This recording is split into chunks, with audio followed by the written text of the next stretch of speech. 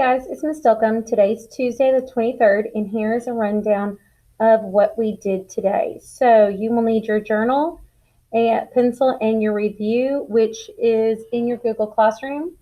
So let's go ahead and take a look at our week this week. So yesterday we were off for a teacher in service. Today we're going to do our inequality review. We're going to do some practice. We did some practice in class.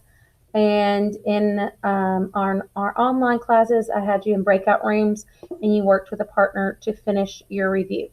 Your homework tonight is your Builder 20 and your study guide. Tomorrow we have our test. It's going to be an open journal test, so please take advantage of that, guys, so you can do your best on it. Then Thursday, we're starting into our geometry unit. We're starting with triangles. Then we'll move on to parallelograms, quadrilaterals, area formulas, volume formulas, and so forth. So we're going to do our geometry unit until the middle to the end of March. So that kind of gives you kind of a time frame of how long we're going to be spending on it. Okay, so let's just make sure you know where to go. I'm going to go to my last block. I'm going to go to classwork. I went ahead. This is week 7. So week 7 to 22 to 26. 22 is a teacher work day. Here's our module 13, our unit 11 review. Tomorrow's a test day. And you have your Builder 20 right there. So that is where your review is located at. Let me close out of view and pull up my document camera. So again, I said I'm going to go over a couple of questions on Builder 20. All right, so I have that pulled up. I'm going to look at this middle section here with expressions and equations. So it says write an expression 8 minus a number b. That a is not the variable, b is the variable. So 8 minus the number b, so 8 minus b is how I would write it. Okay, the product of 3 and a number x is 18. Well, the product, that's a key word, clue word to show multiplication. So I'm going to be multiplying 3 and x. And so how I show that is 3x is equal to 18. 3x is equal to 18. You'll see it more like this than you would with a multiplication symbol. Okay, now we're going into the least common multiple. So I'm writing all my multiples of 3 and all my multiples of 5 and see which ones they have in common. So 3, 6, 9, 12, 15. I'm going to stop at 15 because I know 5, 10, 15 is the number that both 3 and 5 share. They also share other numbers like 30, but the least common multiple is the lowest number that they share that's in common. My least common multiple would be 15. Okay, I'm going to go down here to this multiple representation. And remember, I'm going to put my x in. I'm going to substitute the number for x into the process that I have. So it would be y is equal 6 plus 0. And what I like to do is I like to go ahead and fill this whole thing out. So then I'm going to keep going. Y equals 6 plus, well, x is 1. I'm going to put 1. Y equals 6 plus 2, and y equals 6 plus 3. 6 plus 0 is 6, 6 plus 1 is 7, 6 plus 2 is 8, 6 plus 3 is 9.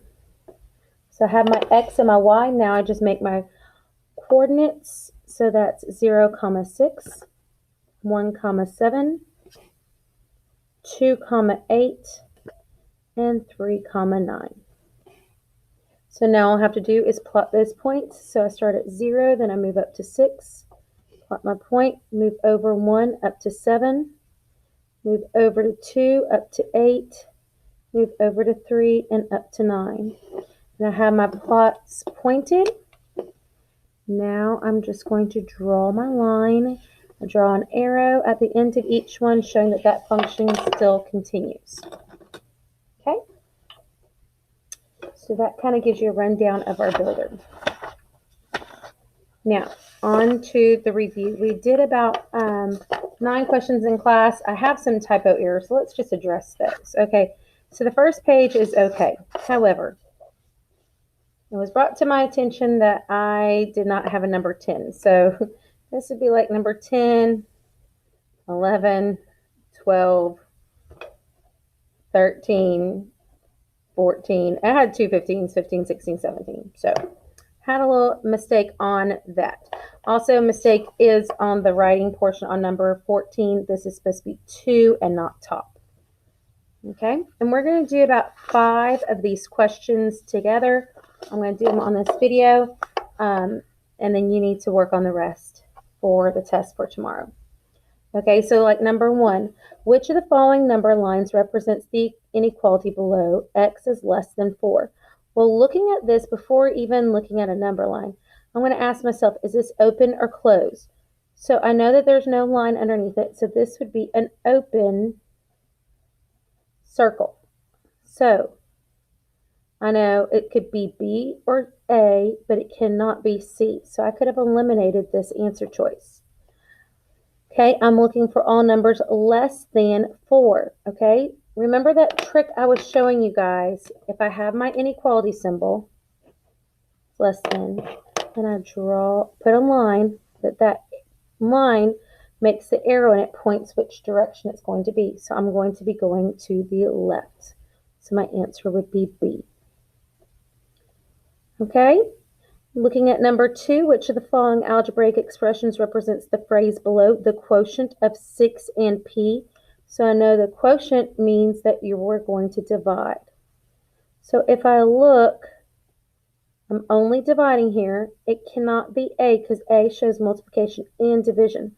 So I can eliminate that answer choice and look at the other two of 6 and P. Okay, so 6 came first, P came second. 6 would be, okay, so here 6 does not come first, came second. So that's not the way it's written.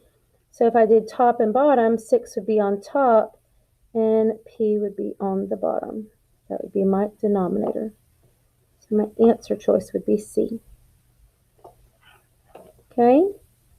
Looking at number 3 here, the key thing you want to look at this question, for which of the following inequalities is x greater than or equal to 4 a solution?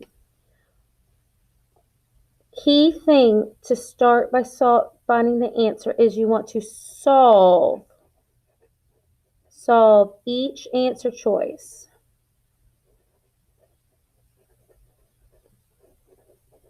Once you solve each answer choice, then you can go back and see, well, which one gave me x is greater than or equal to 4. So I'm just going to come over here. I'm going to rewrite them.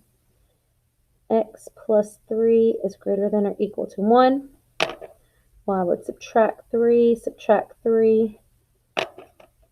x is greater than or equal to negative 2. Well, those two aren't the same, so this cannot be it. Okay, I'm going to go ahead and do this one. So I have 3x is greater than or equal to 1. That's multiplication. I solved by dividing, so I'm going to divide by 3, divide by 3. So this would make x is greater than or equal to 1/3. Well, this and this aren't the same, so it can't be that. Let's look at C. Well, I would need to, instead of subtracting 3, I need to add 3 to both sides, making this x is greater than or equal to 1 plus 3 is 4. If I look at this and this, they both match, so my answer would be C. Okay. Number 4, which of the following number lines show the solution to the equation below? The equation, key thing, is not inequality. So an equation would just have a dot. It would not have a number line. So looking at my answer choices, automatically I can eliminate B because B is an inequality, not an equation. So I would come down here, I would rewrite my problem. X plus 3 is equal to 5. I need to get rid of this plus 3, so I do that by minusing 3. Minus 3 on this side, minus 3 on this side. And I'm left with x on this side of the equal sign And 5 minus 3 gives me 2. So I need to find where the dot is at 2. 1, 2. Looks like it's there here. Let's just double check. 5, 6, 7. That's an 8. So it has to be C. Has to be C. Okay? Guys, those are some key little tidbits to ask yourself before you even solve. You know, which one can you know that you can eliminate to get the right answer? All right, number 7. DeMarcus has at least $8 more than his older sister. His older sister has $4. How much more money does DeMarcus have? Which of the following inequalities could be used to find how much money DeMarcus has? All right, guys, this is a whole lot of verbiage, a whole lot of words. So let's look for some clue words. DeMarcus has at least. So I know that this at least is an inequality symbol. Okay. $8 more. So I know I'm going to be adding $8. Then his older sister has 4. So she starts with 4 and at least. So if I'm looking over here, I can eliminate C because we know that $8 more means that it's addition of 8, not multiplying by 8. And it wouldn't be subtracting here. That wouldn't make any sense. So this would not be an answer choice. And let's see. So if at least, so the least amount has to be 8 plus 4, which gives me 12. So this amount needs to be or the mystery amount that DeMarcus has needs to be greater than at least $8 more than his sister. So we add $8 to 4. There we go. So A would be my answer. All right, so that leaves you 5, 6, and 8 to do on this page. Let's flip it over. Number 9, you have a problem. It involves 4x is less than negative 44. Number 10, you're going to solve. Number 11, you're going to graph that answer. Okay. Number 12, I want to just look at real quick. So 12 and 13 are basically the same because I'm dealing with a negative number by the variable. So negative 55 is less than or equal to negative 5. So I need to get the variable x by itself. So how do I do that? Well, instead of multiplying, I divide. And that's how I show division. I'm going to divide each side by negative 5. And negative 55 divided by negative 5 gives me a positive 11. Remember, when I multiply or divide by negatives, I take the sign and I flip it over. I flip the sign. I flip the sign over. So the sign is going to be flipped. And then I'm going to have my x. And you can rewrite it with the variable first. And do you see how the point is facing the x? And when I rewrote it, the point is still facing the x. All right. So remember on this one, I'm just going to kind of put this note down here. When you multiply or divide, I cannot spell today. Divide inequalities with negatives.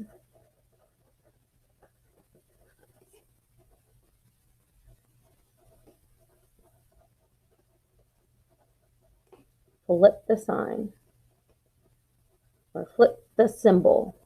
Let's put symbol. Okay. Very important to remember. Dealing with multiplying or dividing inequalities with negatives. Okay.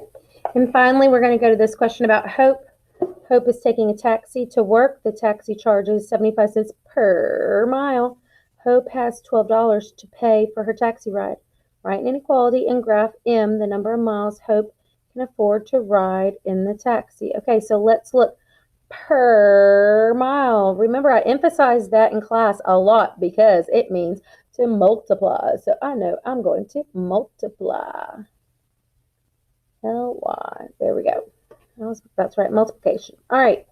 So involves, we need to multiply. So we know we're taking that 75 cents times our miles, and it needs to be something with $12. Okay, now it needs to be, she has $12 to spend. Can she spend more than $12? Well, no, because she doesn't have it. So that is the maximum she can spend. But she also can spend $12.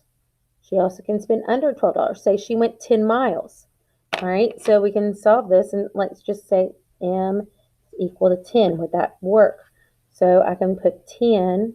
So she went 10 miles, 75 cents, less than or equal to 12. Well, 10 times 75 gives me $7.50.